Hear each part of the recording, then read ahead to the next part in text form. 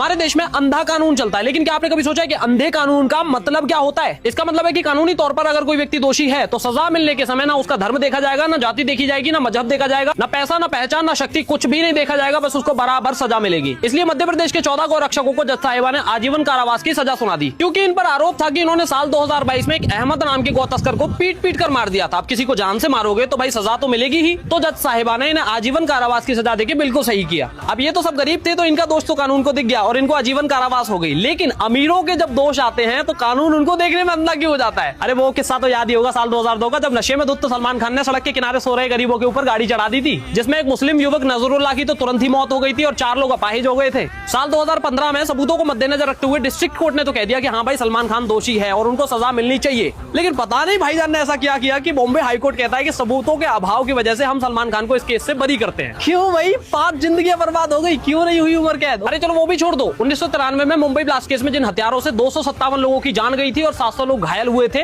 बताया जाता है कि आतंकवादियों के हमले से पहले वो सारे के सारे हथियार संजू बाबा के घर रखे हुए थे। फिर केस की जांच चली और संजू बाबा दोषी करार हुए। फिर कोर्ट ने इन्हें 6 साल की सजा सुना दी। फिर पता नहीं अचानक से कोर्ट को क्या हुआ कि चलो इनकी 1 साल कम कर देते हैं। फिर 5 साल की सजा संजू बाबा काटे। अब मुझे ये समझ नहीं आता कि 257 लोगों की मौत और 700 लोग घायल, इस पे भी सिर्फ 5 साल की सजा, इनको आजीवन कारावास क्यों नहीं हुआ?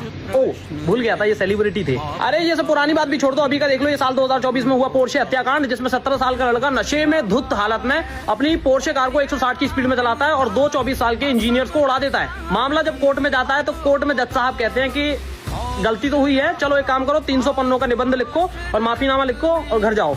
चलो ये तो हो गई कानून की बात। अभी बात कर लेते हैं मध्य प्रदेश की पुलिस की नाकामियों की। जब साल 2012 में ही गौमाता को राष्ट्रमाता घोषित कर दिया गया है, फिर भी ट्रकों में भर के गायों की गोतस्करी कैसे हो रही है? अरे सर, जब बिना हेलमेट के आपके सामने से कोई बाइक सवार बिना चालान के नहीं निकल पाता, तो आपके सामने से बड़े बड़े ट्रकों में भर के गायें कैसे निकल जाती है? गाय हमारे सनातन धर्म का मूल आधार है, जिसे माँ मानकर हमारे इष्ट श्री राम ने पूजा, घनश्याम ने पूजा, परशुराम ने पूजा, और इन्हीं के आदर्शों पर चलने वाले हम गाय को कटता देखें, गाय की तस्करी होते देखें और विरोध भी ना करें? ना जी, हमसे तो ना हो पाएगा। कानून का ये कैसा अंधापन है, जहाँ बड़े बड़े व्यापारियों के बच्चे, नेता मंत्री हत्याएं तक करके, बलात्कार तक करके निर्दोष साबित हो जाते हैं, लेकिन गरीब बच्चे जो अपनी गौ माता की रक्षा के लिए आगे आते हैं, उन्हें आजीवन कारावास के लिए धकेल दिया जाता है। हंसी हंसी में ये वीडियो तो तुमने पूरी एंड तक देख ली, लेकिन अगर आज इन 14 भाइयों के साथ तुम खड़े नहीं हुए ना, आज इनके परिवार के साथ खड़े नहीं हुए, तो ये हमारे 14 गौरक्षक भाई भी इस अंधे कानून की भेंट चढ़ जाएंगे। तुम्हारा एक एक शेयर और कमेंट सेक्शन में एमपी सीएम मोहन यादव जी को किया गया एक एक टैग हमारे इन 14 गौरक्षक भाइयों की जान बचा सकता है। इसलिए पूरा जोर लगा देना इस वीडियो को शेयर करने में। मात्र 24 घंटे में 1 करोड़ से भी ज्यादा भारतवासियों के पास तक ये वीडियो पहुंचना चाहिए और कमेंट सेक्शन में 5 लाख से भी ज्यादा एमपी सीएम मोहन यादव जी को टैग होना चाहिए। और अगर आप भी मेरी तरह इस दुख की घड़ी में इन 14 गौरक्षक भाइयों के परिवार के साथ खड़े हो तो फॉलो जरूर कर लेना।